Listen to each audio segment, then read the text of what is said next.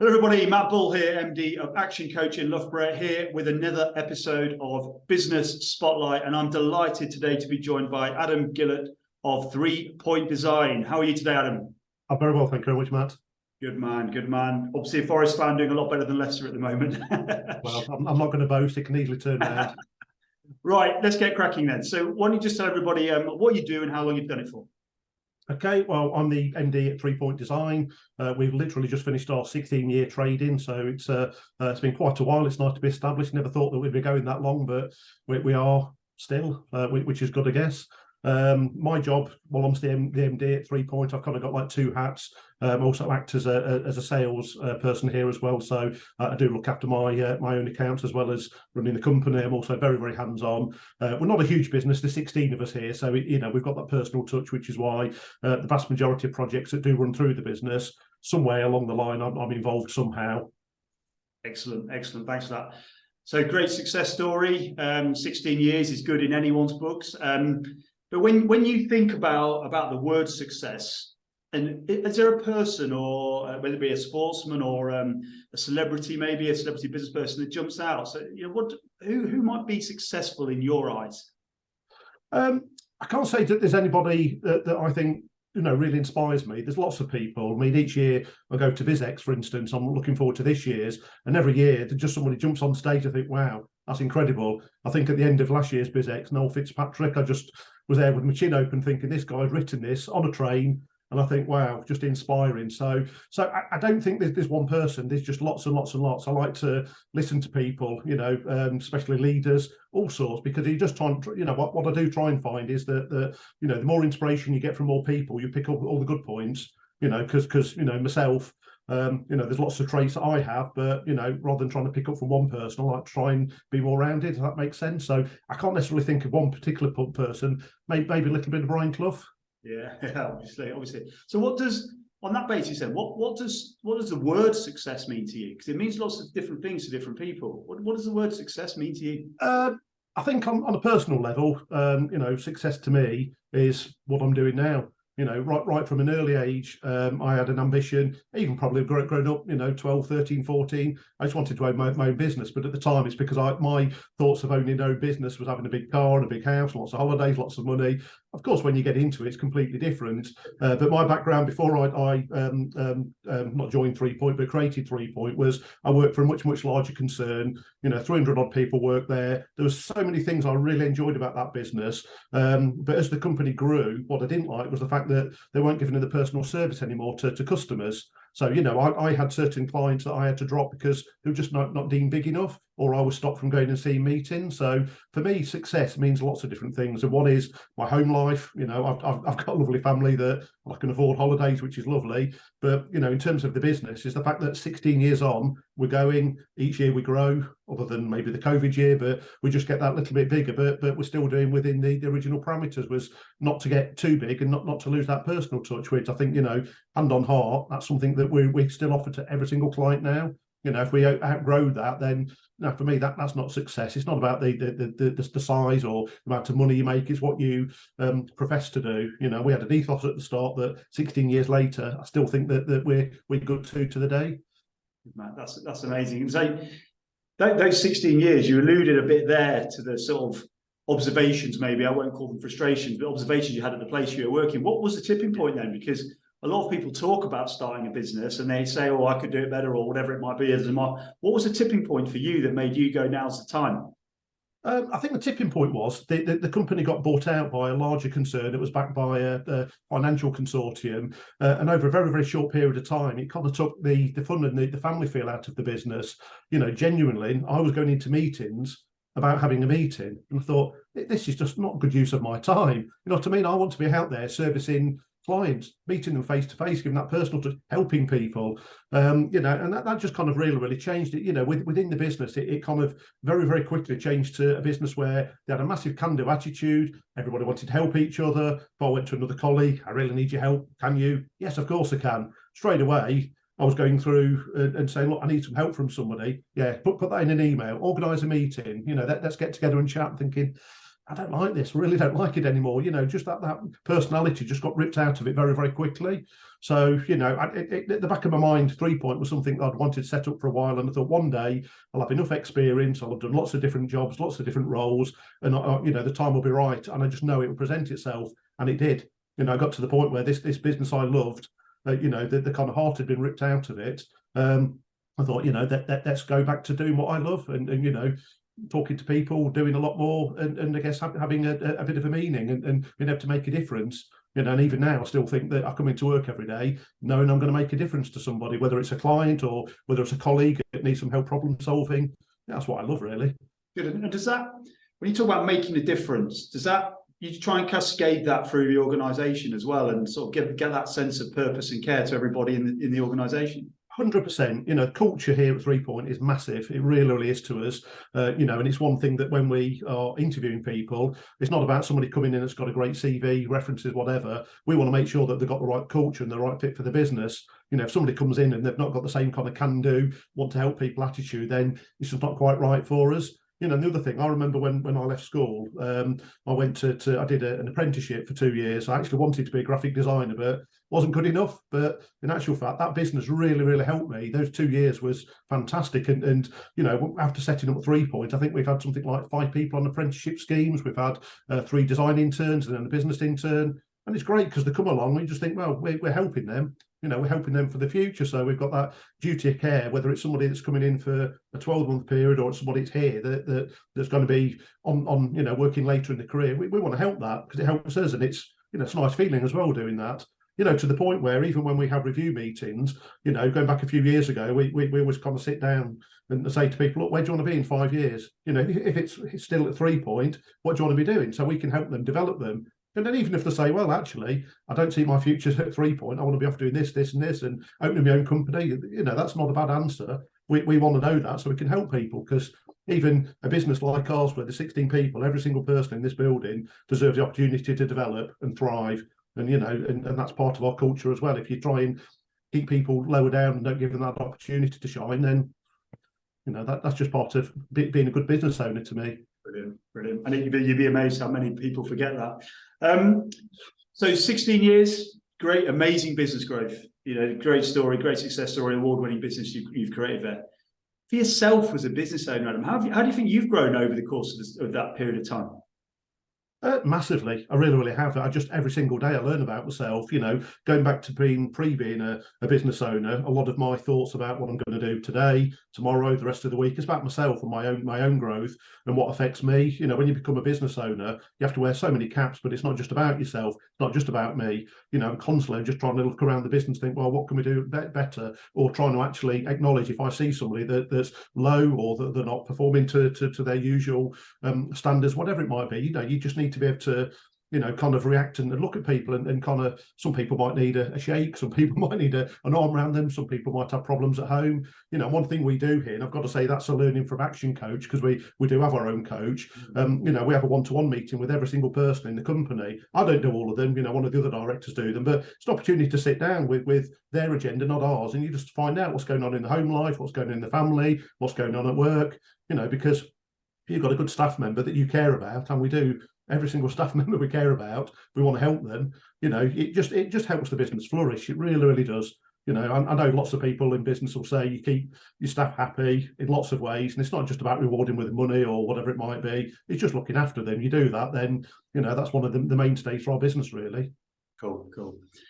You mentioned earlier, you mentioned COVID. Obviously, it's a tough time for a lot of businesses, but being in retail for yourself, I imagine that created a few issues and challenges to deal with. How did you deal with that period of time for your business?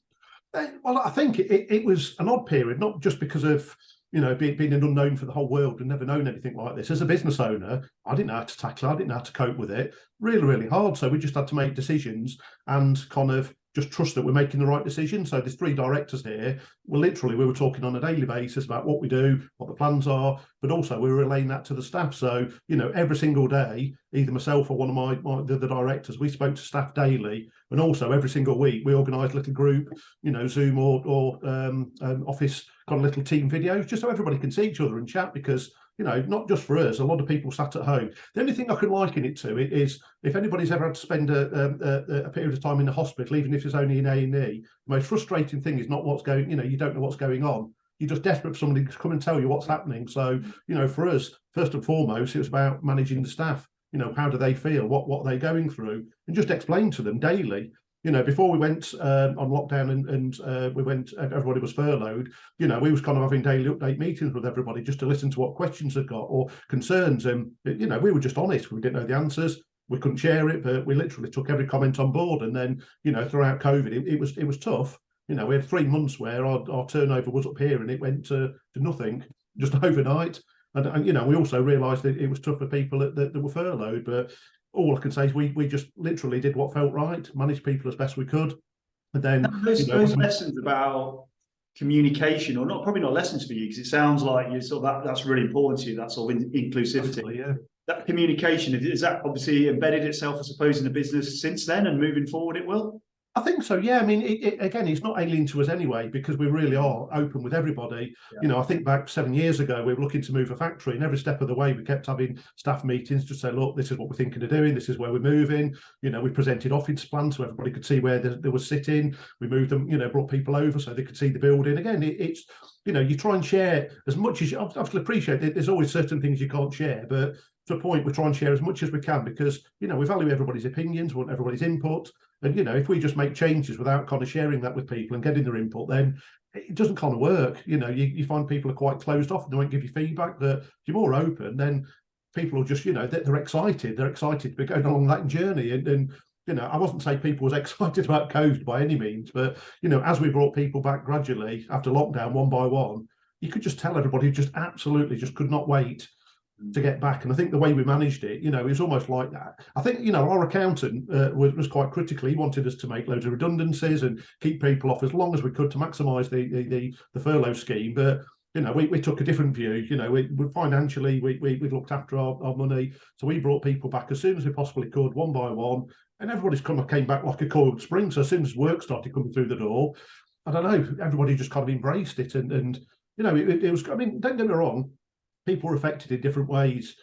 They really, really were. And again, that's something that we had to manage. And all our health and safety in HR is outsourced to a company called Peninsula. And we subscribe to a scheme called Health Assured. So every staff member has got access to free counselling if they want. And it's not just counselling for work, all their families covered by it as well. And I know that the people in the business did use it. Because again, I'm the business owner, I'm not a psychiatrist. So somebody comes in and sat in my office in tears because they're really struggling. Yeah, ring this number, talk to a professional. You don't have to pay for it. Companies covered it. And again, I know we've probably made mistakes and we're not perfect, but hand on heart, I think we did everything we can, and every decision we made, we did, the best we could. We really, really tried. But communication, I think, was key throughout. Excellent.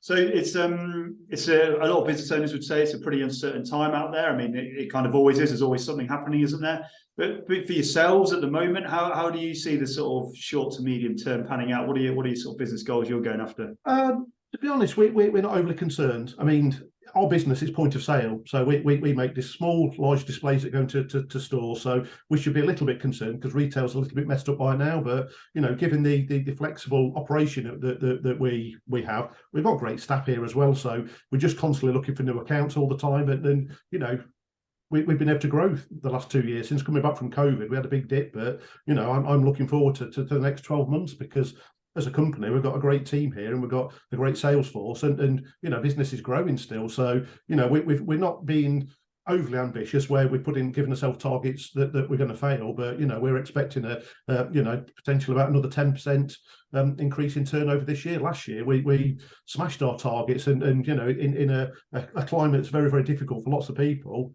we're delighted with that. Yeah, you should be.